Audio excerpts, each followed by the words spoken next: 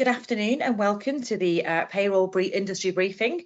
I'm Kate Thornton. I'm the Senior Digital Marketing Manager here at Moorepay and I'll be your host today. I'm really excited about this webinar as I get to discuss the top 5 results from our recent annual payroll survey. It's now in its 3rd year and responses continue to get higher and higher each year. Just to let you know, all microphones, because there's over a couple of 100 people on here, will be muted. If you do want to ask a question, please drop them into the chat throughout and we will actually endeavour to answer all questions as we go along. We want to make it as interactive as possible. The format of the actual webinar today is slightly different to how we would normally have it. So if you've been on our webinars before, you'll know that we normally have a top end and we have a panelist discussion that runs it. We've actually got an open discussion today. We've got some amazing presenters. So firstly, I'd like to introduce Anthony Volmer, who's our MD here at Moorepay. We've got Christina Holloway, our Head of Special Services. We've got Daniel Cookson, who's our Marketing Director. And we've also got an extra special guest, who is Vicky Graham. She is our she is the Business Development Director at the CIPP. So I'm really honoured that you're all here today. Thank you guys for taking the time out of your busy schedules to be part of this survey today. Thanks, Kate, and hello everyone. I'd also like to quickly thank those who may be listening who've actually also completed the survey, because without you guys, we wouldn't be able to discuss the exciting trends that we've seen in the last year or so. So without further ado, I'll crack on and we'll get this show on the road. So a couple of things that I'd like to talk about with regards to the actual survey overview and where we started it and why we're actually doing it. So we want to obviously make a difference in the payroll industry. We started it in 2019. We've had over 446 responses this year, and you can see from the graph here that the majority or the largest size of business ranges is between 1 and 5,000. So we've asked people within that employee category and within various different industries. So it's a really strong data set. But one thing to point out is that's not necessarily representative of the business size in the UK. This is from the people who have filled out the survey. So I just wanted to point that out. So what we're going to do is we're going to go through the headline findings. We've asked a couple of questions, or we asked about 40 odd questions, but there's 5 key points that we want to go through in this actual session today. I'll ask what regards to the headline findings are, and then we'll talk to the questions, and I'll ask the panelists on their thoughts and on what they see happening. So first of all, the question that we asked is, how do you currently process your payroll? And the key finding that we took away from this is that more businesses are choosing to outsource their payroll provision. So as you can see from the chart here, during the last year, there's been a 12.6 uplift in professionals using an outsourced payroll service. This is a big change from last year, where we saw a 15.5% decline and a swing towards in-house software. You'll see that we've also seen an increase in free HMRC software in the last 12 months. However, in-house software remains to be the top choice, with 62% of respondents saying they process their payroll this way. So I'd like to ask the panel the first question. Christina, do you think that we'll see more businesses shift into an outsourced payroll provision in the coming years? Oh, thanks, Kate. I do. I definitely do, and certainly the evidence seems to support that. And of course, coming out of, going through that pandemic, all the kind of usual drivers for outsourcing have kind of been accelerated by COVID. So the usual ones being, risk, the importance of payroll. Businesses are aware that it's their largest spend and what the consequences are if employees aren't paid on time or they're paid inaccurately, all affecting their profit. Whereas before it would be a case of how do we replace an outgoing payroll manager? How good is the handover going to be? You throw in pandemic issues into the mix with sickness and issues with not being able to be on site, if that happens to be where your software is, that's kind of accelerated the thoughts about outsourcing. Compliance, again, JRS, we've all know, the job retention scheme, who, for anyone that doesn't know the jargon, was particularly complex. And again, this would have heightened any concerns around the knowledge or the level of knowledge that people have in-house, rather than into an outsourced environment where there is a great deal of payroll knowledge and experience, and also contacts, and that has been absolutely key during the pandemic for us. Then there's the cost savings, of course. Again, post-pandemic, employers are looking to obviously look at costs again if their business had been particularly affected. But apart from COVID, let's look on a more brighter note. I do honestly think businesses are concerned at getting better functionality and a better experience for their employees and interacting.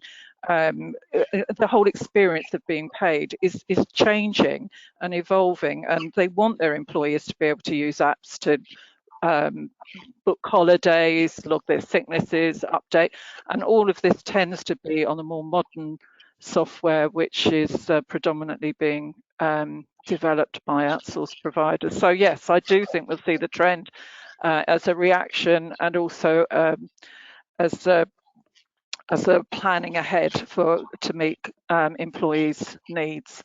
So yes, Kate, definitely do.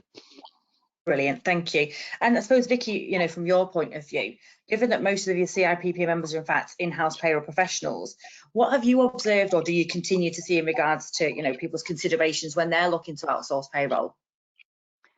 Thanks, Kate. And just to echo what Christina said, I agree with all the points that she's made.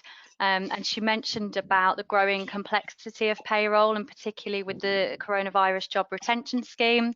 But there are other complexities with regards to payroll and just the volume of legislation that impacts on that.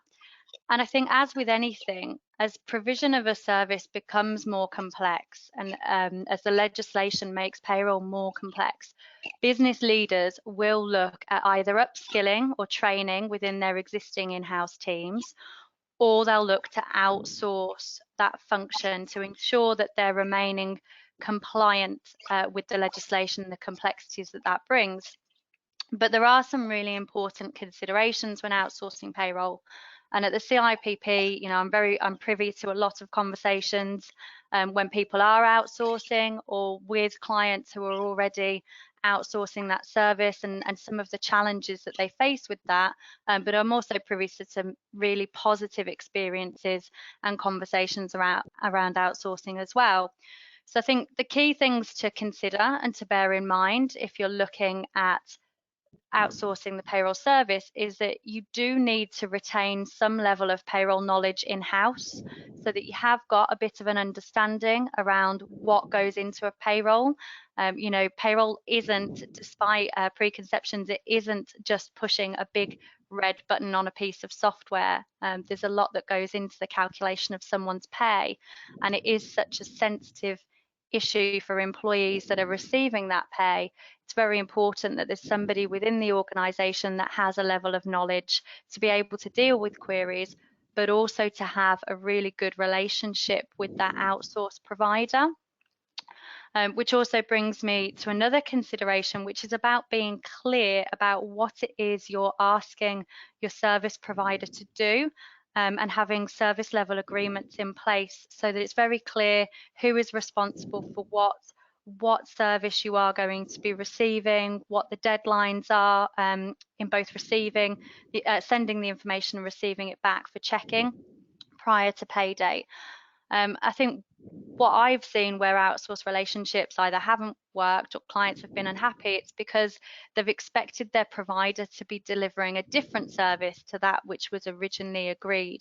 So if you've been really clear about your expectations, you've retained some payroll knowledge in-house, you're more likely to have a positive relationship, and that relationship management is incredibly important. You need to be making sure that if you are outsourcing, as a client, you're taking responsibility to talk to your service provider about the challenges and your payroll strategies, discussing the implications of those and solutions with your provider to make sure you're getting the most from your service. And also from the service provider's point of view, they have a responsibility to be having those conversations with you as well. Brilliant, thanks Vicky. And that kind of leads us nicely on to our next question that we've asked we asked during the survey, which is what kind of solutions do you use? You know, whether you suppose you're doing an on-prem or an off-prem, you know, we've actually seen the key finding here is that on-premise software continues to see a steady decline.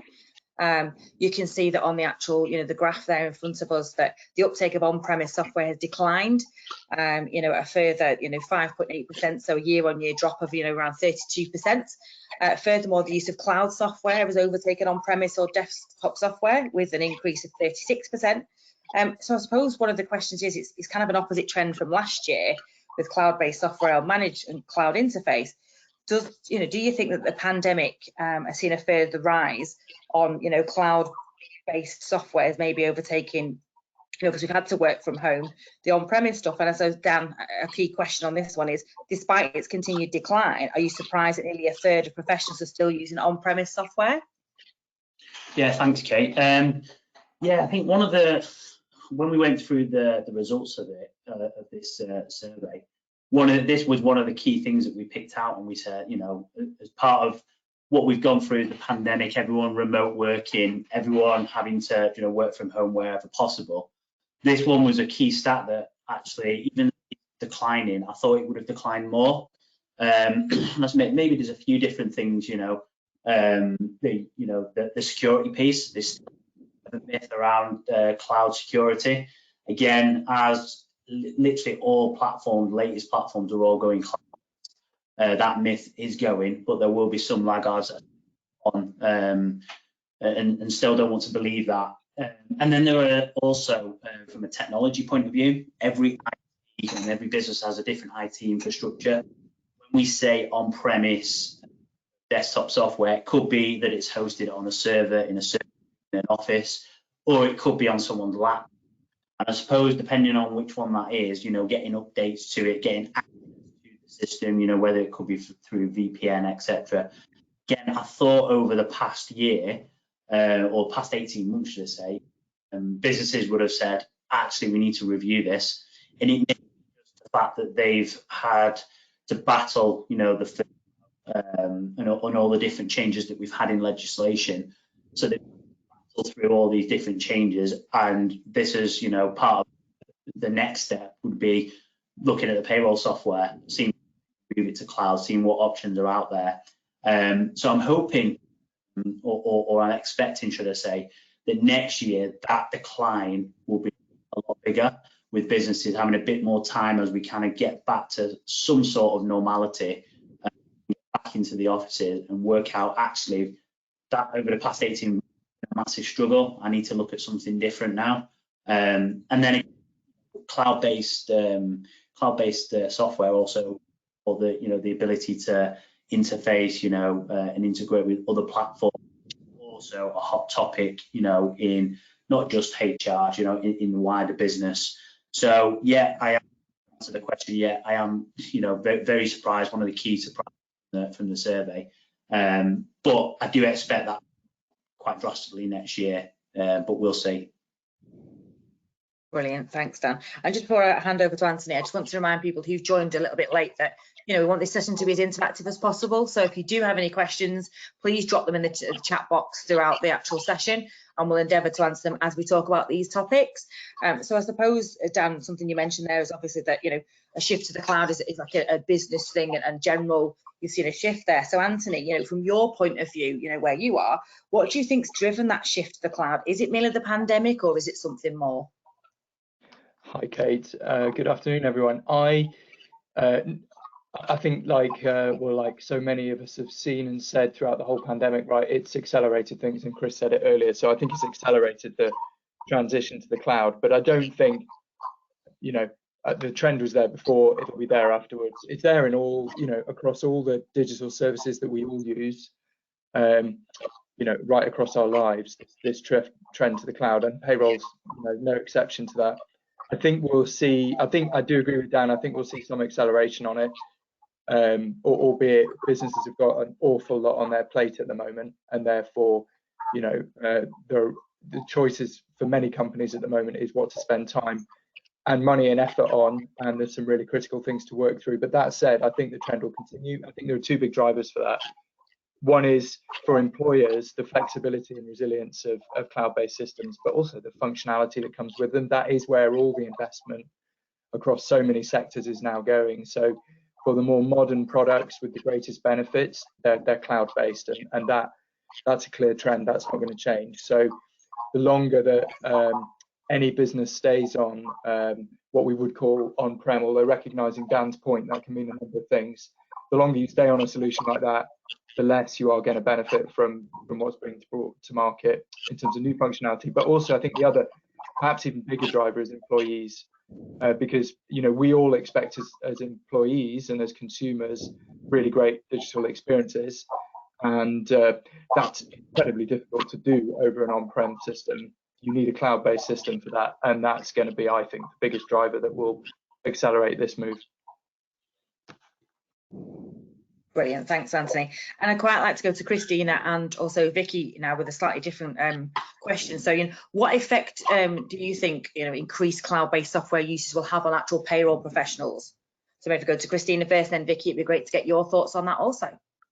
Okay, well, I think we need to remember that one measure of payroll professionals' capability has always been how well you can adapt to new systems and new functionality. And it's not, don't be under the impression that we're sitting here waiting for the next release to come through and trying to work out what we do. We're very much in synergy with our product teams and really inputting in and telling them what we need and what our clients need and what employees need, and so we're driving this. So we see it as a great positive. Certainly we want things to work smarter for us and faster, obviously, and to be more accessible. And I think, we've talked about how we managed to get through the pandemic with working from home. And now we're getting into this, new normal, as we keep hearing, where employees want the flexibility of maybe more of a hybrid, working some days in the office and some days at home. They're used to that, some of the benefits. So obviously, it will affect us in a very positive way. One thing I would say is that with the cloud software, it generally tends to be where you can then get clients or employees, well, certainly not employees, but employees and ourselves inputting into the system. And we see now that payroll professionals tend to spend more time supporting others with making their input. So we kind of get their ideas on how the system could work better for them. So it's very much about more client relationship and analytics. So definitely looking more into analysing data and supporting clients and getting the system to work harder for us. Brilliant, thank you. And I suppose, again, Vicky, for your point of view, what do you think? What's your opinion? You would mind sharing? So, of course, in terms of on-prem and the decline there, I mean, we've been seeing this at CIPP within our consultancy arm of the business, and it has already been discussed that this was a trend before the pandemic, and it has been accelerated by the working from home culture and the need to actually be delivering payroll services outside of the office.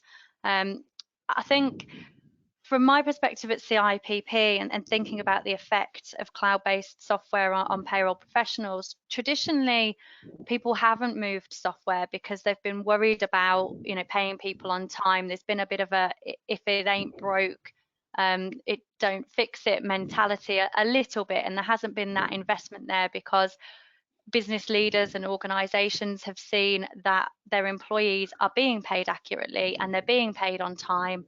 And until we all had to move to working from home, where we've been able to, they didn't really understand the challenges of the legacy softwares that perhaps were there and the manual processes that payroll professionals were having to deal with.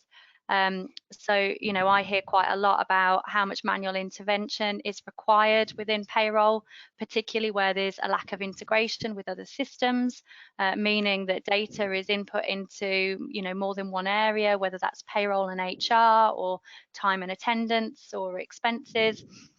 And then throw CJRS into that as well, the job retention scheme and the furlough claims, which again, many systems, I know some obviously did, some very good developers were able to accommodate that, but many systems did not. So suddenly you have a lot of payroll professionals who were busy anyway, who didn't have as much time as they'd like in their day jobs because of all the manual processing and everything else, and suddenly they're even busier. So I think now what I'm seeing in consultancy and the conversations that I'm having with CIPP members and the wider payroll industry is that now that they're kind of coming through the pandemic, obviously CJRS has come to an end, and whilst they don't have loads of time, they didn't have time before, but they've actually reflected on their software and their solutions. They are looking at that investment so that they can make use of automation, you know, artificial intelligence, the self-service aspects that we've talked about with regards to the employee experience, which is obviously increasingly important.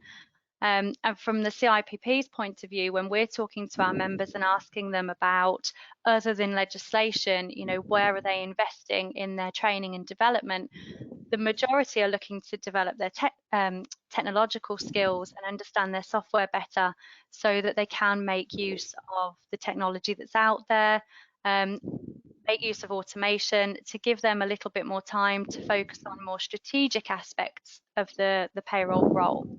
And I think, you know, as already has been said, it'll be interesting to see how this trend continues next year. I think Dan mentioned that he was surprised at the number of people who are still using on-prem. And as I said earlier, I think now that we've gone through CJRS, people are reflecting. The conversations I'm having with people certainly suggest that now is the time that they will be looking to move from on-prem into the cloud to take advantage of automation and give that flexibility about where payroll can work. Hybrid working obviously comes into it, and the self-service and employee experience and expectations as well. Brilliant, thanks for that, Vicky. And I suppose one of the things, or the next question that we did actually ask people was, you know, with regards to you talk about integration and, you know, automation, that type of thing. You know, our question was, does your payroll system integrate with your HR software? And we've seen that businesses are less interested in that HR software. So maybe it's like what you touched on, Vicky, there when you said that, you know, maybe it's a make do amend situation for the past 12 months, and we'll hopefully see that these figures will change. But, you know, you can see obviously from the stats there that, you know, the number of professionals who don't use any kind of HR software has increased 21% year on year, and those using integrated payroll and software HR is also, you know, on the decline. Again, is this a pandemic situation? Is it a make do amend situation that now hopefully, like you said, with automation and integration, it's now a new focus? And I suppose a question just, you know, on this, Anthony, for you is, are you surprised by those findings, you know, that you've seen both integrated and, you know, separate HR softwares have dropped off in the last 12 months?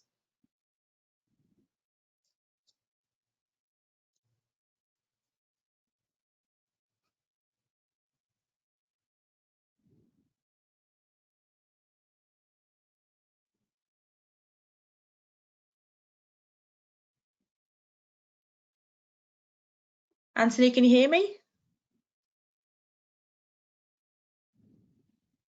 No, that's okay.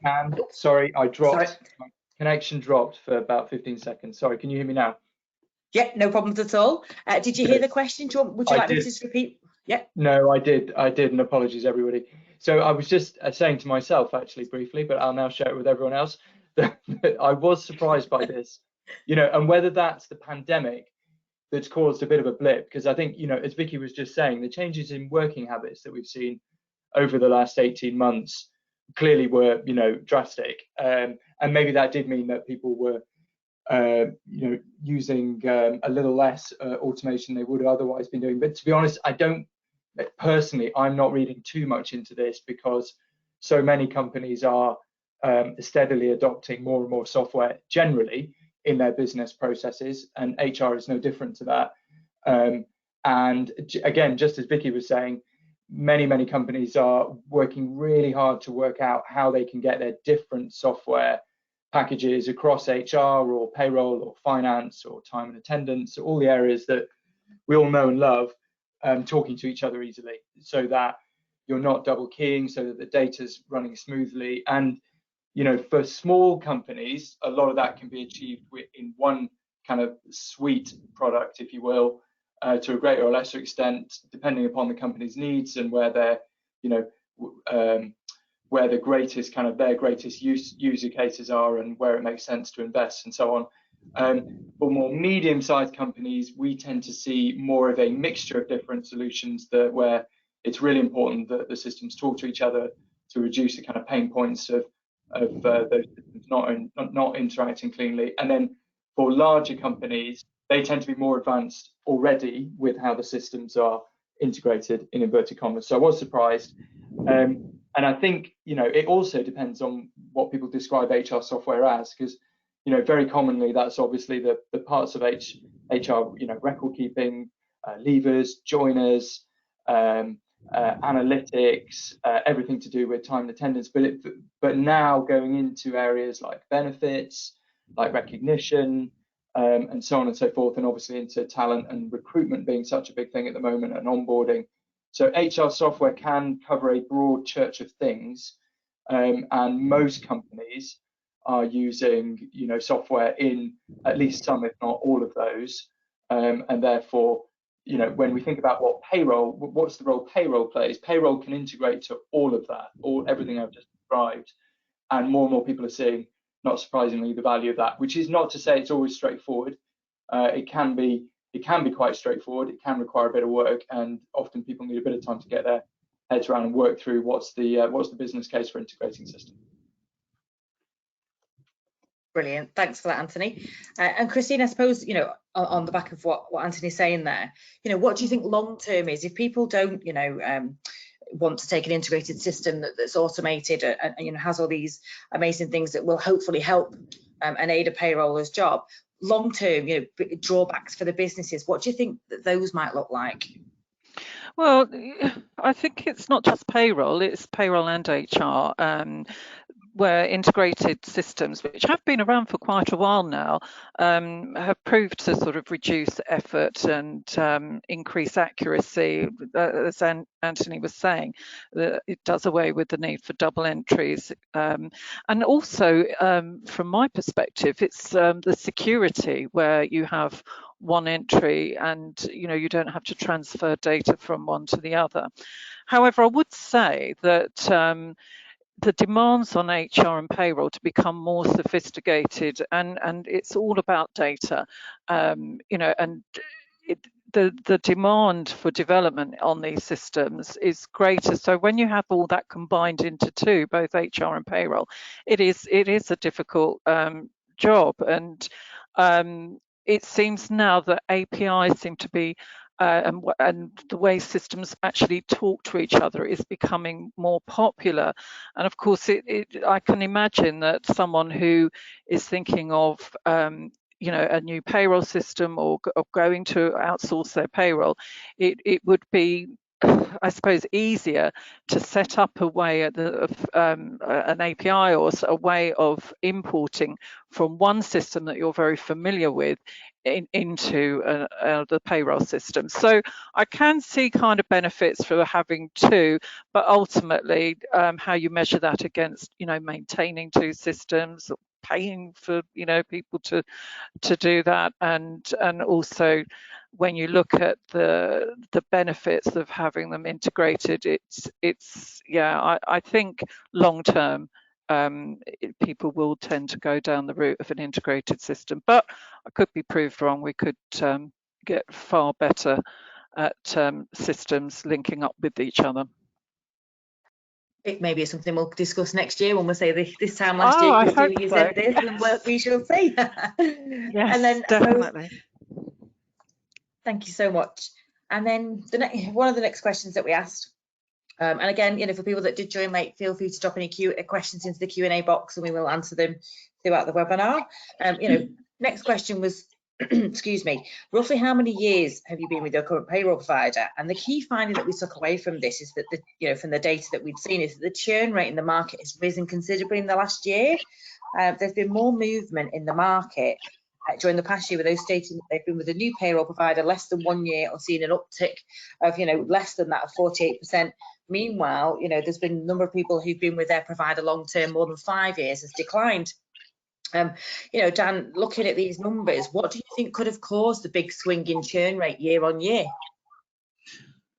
Yeah, thanks, Kate. I think we've mentioned quite a lot the pandemic, COVID, legislation, furlough, job retention scheme, etc. We've heard it quite a lot. And it's hard to get away from that and try to answer something like this. I think a lot of businesses, certainly SMEs, which is predominantly when we looked at the start of this is who filled this survey in. A lot of them, when we first went into lockdown, furlough came about, all the different changes in legislation. I think some payroll providers dealt with it better than others, and I think it quickly got out that other payroll providers were doing a better job of it, and people started to look, and they've started to look now in the market, move provider, and there'll also be people out there that have they've got settled into they're working from the office, and then all of a sudden it's work from home. And that remote working and the way that they deliver their payroll and their HR, they can't cope with it, and that their system, their processes are not, they couldn't adapt, so they've had to go out and look out into the market, see what's out there. Most businesses, when they come up to do a review, they will do a review of their payroll every 2-3 years when the contract comes up, and I think a lot of people have just gone out and seen that there are other providers that are doing a better job of keeping them up to date, keeping their products up to date, looked at all the different types of integration, a lot of technology, and it's forced the pace. I think over the last 18 months, it's forced that pace of integration. A lot of businesses are looking for the best of breed. That they want their HR capability to do a certain thing. They want the payroll, the T&A, the recruitment, the LMS. They want them all to be, they've got all different types of processes, and they want to bring it all together. So that, again, when you're going into start looking at cloud-based API integration, again, when you start looking out into the market, there are people and payroll providers that are doing it better than others. So I certainly think that over the past 18 months, that has caused a big swing, in terms of the churn rate. Businesses looking year on year and spending less time, and I think that's where we've got that increase there, less than a year. Was it 48% up year on year? So it is a massive swing, and I think, yeah, like I say, over the past year, that the pandemic has really hit home for businesses as actually I need to do something, I need to go out, I need to review, and they found something different. And I think that's what's driven it. Brilliant, thanks, Dan. I suppose, and a question to you, Vicky, looking at these stats, what effect do you think this will have long term on the payroll industry, or what have you seen, I suppose, for the last 12 months as well, with your audience churning and moving providers? Yeah, I think this is going to be really interesting to see how it impacts the industry.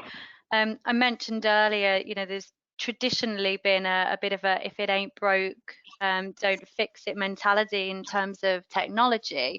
And that's meant in the past that people had stayed with their providers for 5 years, 10 years plus, which obviously is different to the trend that you've seen in this survey over the last 12 months. And COVID has been a factor in that, but I think the reason is during the pandemic, the payroll community really came together, and I was really impressed at the CIPP at the level of networking and conversation that was going on amongst payroll professionals, which talks to Dan's point about word getting around about the software providers that were delivering a better service and were dealing with things in a different way. So those people who had perhaps been on their own in, you know, small organizations and not had much of a network, not really had anyone that they could discuss their challenges and their issues with, during the pandemic actually had a broader network and a wider network because of social media, because of online chat forums, because of things like WhatsApp groups that just exploded during the pandemic. So it'll be interesting to see if this trend continues. And again, talking to Dan's point, whether there is that review every couple of years and if people will be more willing to consider moving, to consider investing, to look at things like the customer service that they are receiving from their provider. We all know that that is increasingly important. It comes up a lot when I'm talking to our members, both as clients and as people delivering services as well within software development or within bureau environments. Customer service always comes up as one of the top things that they're trying to achieve in the relationships. So that will be interesting to see how that's managed. Price is obviously a factor and probably increasingly so in a post-pandemic world. All businesses have been affected differently. So some of those will be looking, you know, will be more driven by price and cost savings than perhaps they were previously. So if they think that the technology that they're currently investing in is expensive and they're not really getting the best value from that, they might be driven to look at, you know, cloud-based technology or new providers that could potentially save them some money. Which I think will be increasingly important as businesses review their position. Of course, not forgetting, you know, in terms of moving providers or upgrading your solution, technology improvements, which we've talked about already today, they're going to allow payroll professionals and payrollers to become more strategic in their organizations. You know, technology, if you are moving, you know, if you've had a solution that's been in place for 5+ years and you move to a new provider, you are going to benefit from that because it will be more up to date and more modern. So that will enable you potentially to have more automation. And we've talked about integrated solutions and systems that talk to each other. So you've got less manual inputting, allowing payrollers to spend more time on being more strategic, you know, giving their business leaders access to data that helps inform their payroll strategies or their benefit strategies, and their recruitment and retention that is connected to that. And of course, there's the employee aspect as well. We've talked about employees expecting more from their pay. And unless you've got the technology or you're continually investing in that technology to deliver that, then you're not going to be able to recruit and retain, you know, the talent within your sector and within your organization. So software can enable things such as pay on demand because you're able to automate some of the processing and it isn't something you're having to do manually outside of the pay cycle. Digital pay slips, which obviously increased significantly during the pandemic because we still had to deliver pay slips to employees. And I know, you know, even within the CIPP, before the pandemic, there were still some employees receiving posted pay slips because we weren't in the office to deliver that. Everyone moved to digital, so there's been a real increase in that. Self-service for employees as well in terms of booking leave, for example, or other things that are connected to their pay. So payroll really needs to keep up with these employees' expectations and using the technology that enables this kind of thing. Payroll really needs to get ahead of that. And perhaps even, you know, if technology has been invested in and payroll professionals are able to make the most of that, even anticipating and leading change to deliver enhanced employee experiences in the future as well. Brilliant, that's really interesting. Thanks, Vicky. And do you know what, it'd be great to have you back next year so we can kind of reflect and see how things have been decently improved. I suppose with anything with a technology point of view, like you've said, there's always going to be maybe a workaround or a slight frustration, which leads me nicely on to the last question. that we asked people. So what are your top frustrations with your current provider? You know, and we asked them with regards to, you know, what is it? And it still happens to be year on year, or for the for 3 years now, you can see there, the top frustration continues to be limited reporting analytics. It's been focused 3 years, and it's nearly, you know, that you can see every measure, you know, as kind of increased slightly, but that seems to be the biggest one. You know, what do you think with regards to that, Vicky? You know, is there still a long way to go with regards to, you know, reporting analytics and those workarounds that people are obviously continuing to use? Yeah, so in terms of, is there a long way to go? I think with all service delivery, there's always good ones and bad ones, and we've talked to that point already. I spoke earlier and said about the relationship when you're looking to outsource, and relationships are massively important. So I think, you know, it's really important to be talking to your provider and discussing those challenges and frustrations around reporting and analytics, because they may actually be able to help more than you realise. Kate, you mentioned workarounds, and I think everybody is guilty of finding those workarounds and not always investing the time to have the conversations with the people who might be able to help us in developing the solution, more long-term solution. I think good providers will actively encourage regular catch-ups and invite those discussions with you about your challenges. But equally, as a client, you don't have to wait for them to do that. You can be seeking out those conversations and having those discussions. We talked about customer service earlier, so, you know, providers making sure they're investing in the customer service and training their staff in that way, so that they are talking to the clients about reporting, analytics, how they can improve on those, what it is that the client is actually trying to achieve, what they want to see as the end result, not necessarily always the way they go about getting that result. I've seen that quite a lot. When people are looking at generating reports out of a system, they're looking to do it in a certain way, as opposed to focusing on what is it that I actually want to see, what information am I wanting to get, and then allowing the provider to develop the report in the most effective way to get that. So I think in terms of a long way to go, for some perhaps there's a bit further, but generally I think there's a part to play on both sides, and for providers and for suppliers and clients to make sure they're having open and transparent conversations. They don't rely on finding workarounds, and that they're seeking out those discussions to work together, so that they can alleviate those frustrations on both sides. Brilliant, thanks, Vicky. And Anthony, so from your point of view, this is what Vicky said there, what do you think, you know, the future holds for a business if they still continue to work with limited payroll and HR reporting analytics? Thanks, Kate. I think so much of this boils down to time and risk. So I mean, one of the advantages of being, as Vicky was saying, right, if you break the workarounds and get properly set up with the analytics that you want, it means you can get to the so what faster. You can get through the data, and you know, Christina was talking earlier about how important data is and how much that increasingly fuels key business decisions. It always has, right? But the hunger for it grows and grows. So a business that's in a good position with its analytics can just turn that around faster, and it saves time. And without that, you either don't get to the insight, or it just takes an awfully lot longer to get there. And none of us have a lot of time at the moment.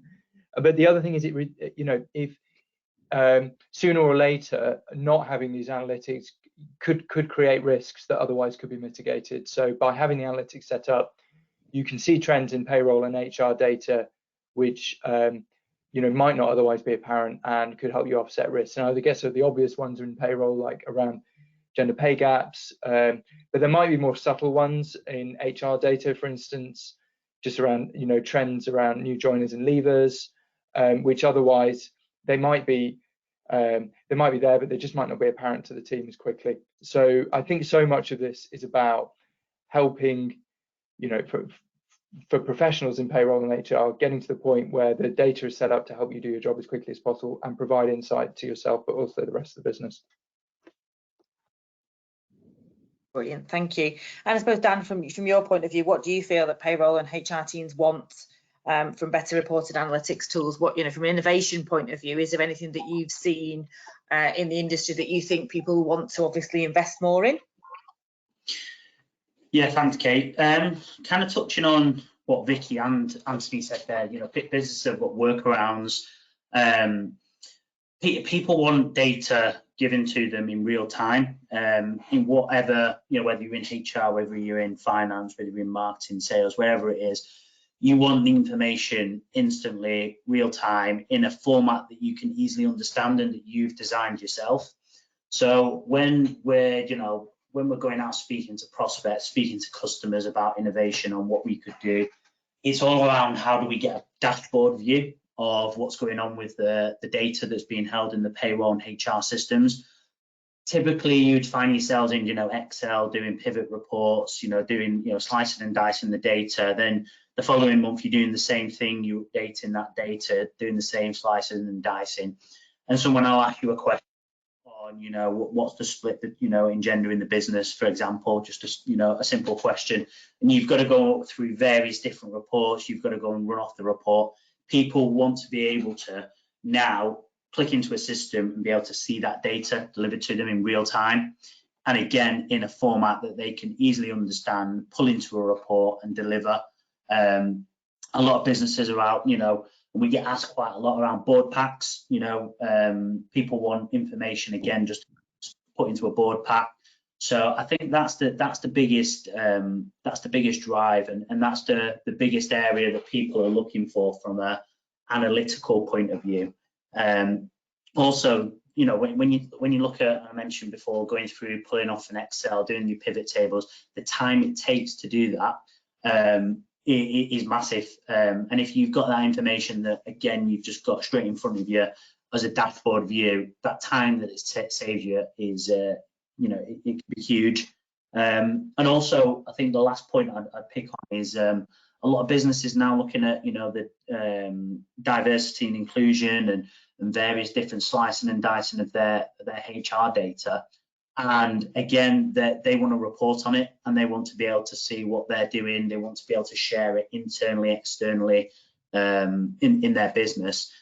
And HR holds quite a lot of that data, and they want to be able to, again, be able to slice and dice it the way that they want. And every business is different. You've got some businesses that they've got everybody in one office. You've got other businesses where they're split up and their businesses dotted around the whole of the UK. They want to be able to dice it per site. So that ability to do that as well is quite key. It's a big driver in terms of analytics and reporting. And then the ease of use, just being able to easily pull off a report, easily be able to view a dashboard. That ease of use is quite key. Again, in terms of looking at what people, what payroll and HR people are looking for when they're out looking in the market. Brilliant, thanks for that, Dan. So we've been through most of the key findings right now, and one of the questions that has come in, I'd like to ask you, Christina, is payrollers have been given key worker status during the last 12-18 months during the pandemic. How does that make your guys feel with regards to the accolade and the recognition that they're actually getting? That, like, I think Vicky, you said before, or someone touched at the top of it, that you don't just press a red button. How's that kind of boosted your team's morale and made them feel from what they've been through in the last 12-18 months? Well, yes, it has been an extremely difficult 12 to 18 months. I mean, particularly in the beginning when it was all rolling out very fast and everyone was needed to be set up at home. So to be honest, it's only recently that we've kind of lifted our eyes off of just getting the job done. We had to, act really quickly and work at speed.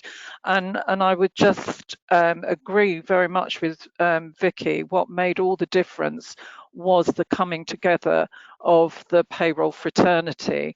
We seem to be a lot more joined up, and we can react very quickly. And not to say that we weren't before, but this has certainly enhanced that, and we've seen the importance of sharing knowledge and experience, and that's been extremely gratifying. And now, of course, I think what has come out of this is the massive interest in payroll, because of course, next to, the hospitals looking after us, people were very interested in how they were going to get paid and who is managing to get this done for us. So anyone and anybody, any organisation involved in that process of getting people's money into their bank account so that they can literally survive, had a massive interest. So it's only enhanced really the efforts that organisations like the Chartered Institute for Payroll Professionals has done over the years to raise the profile of payroll and to demonstrate that it's a profession of choice now, and we're certainly have a bigger say within businesses, and it's very exciting, very gratifying, and I'm very proud to be part of it. You know what, Chris, that's a lovely answer. And like you say, I suppose at the time you couldn't see the wood for the trees for concentrating on the actual processing. Yeah, so it's a probably reflect and think, how did we survive? And then Vicky, from your point of view, how does that make you feel with regards to the key worker status and how you kind of seen the industry evolve in the last 12-18 months? Yeah, I mean, it was lovely to hear Christina say how proud she is to be in the industry and payroll, and the key worker status really was a fantastic achievement. The last 18 months really have raised the profile of payroll as a profession and as an industry and a career of choice, as Christina said. So we've got a job to keep the momentum going there. And by we, obviously, I mean at the CIPP, but also the wider payroll community. So I was really pleased both this year and last year during National Payroll Week to see that we gained ministerial support for the week and the work that payroll professionals had been doing during the pandemic, and especially in relation to the job retention scheme. And as our theme was for National Payroll Week the last couple of years, in keeping the UK paid. So we had a letter of public acknowledgement from the Financial Secretary to the Treasury, which was just amazing. Just shows, how high up in government the CIPP is reaching to talk about the work that payroll professionals are doing. Now, we all know that it's not just during a pandemic, and it's not just in relation to the job retention scheme. The profession collects, almost half of the income into the government, into the Treasury, year on year through the collection of income tax and national insurance. So payroll, the collection of those taxes and the work that payroll professionals are doing are quite literally keeping the UK paid year on year. And we at the CIPP will continue to work within government and businesses to highlight the contribution that you as payroll professionals are making to the economy, and also the importance within the business strategy and decision making, as I talked to the point earlier with regards to recruitment and retention of talent within your organisations. We're also at the CIPP working on various projects behind the scenes, still in early days, but again about kind of keeping that momentum going and keeping payroll at the fore and in everyone's minds. So we're looking at delivering payroll knowledge and understanding to young people, whether that's in young people in education or young people in the workplace, so that they're coming into the working environment either from college or university, or whether they're coming straight from school through apprenticeships or other kind of technical or vocational routes, to really talk to them about what payroll is, what their pay slip means, and how they can make the most out of their pay, and importantly, saving towards pensions and retirement and things like that. And I'd actively encourage all of you as payroll professionals to deliver similar training on pay slips to your employees, especially new starters, so they've got a bit more of an understanding of what payroll actually is and what their pay slip means. We know from previous research that the majority of people in work don't understand their pay slip, and that isn't restricted to just younger people. So we'd actively encourage that to keep the momentum going. So, you know, just to finish, we'll do what we can at CIPP to continue the work in raising the profile of payroll. But payroll professionals themselves also have a responsibility to be talking to their employers about what you can do and the value that you can bring and contribute to the strategic direction of the organisation. And I think business leaders are more open to those conversations now because of what we've been through in the last 18 months. Brilliant, fantastic. And one question that someone's asked is, obviously, given the last 12, 18 months, what do you know, and I suppose to the whole panel here is, you know, what kind of innovations do you perceive or think that might happen in the next 12 months that we might be talking about this time next year? That, you know, is it employee engagement? Is it integrated software? What's your thoughts?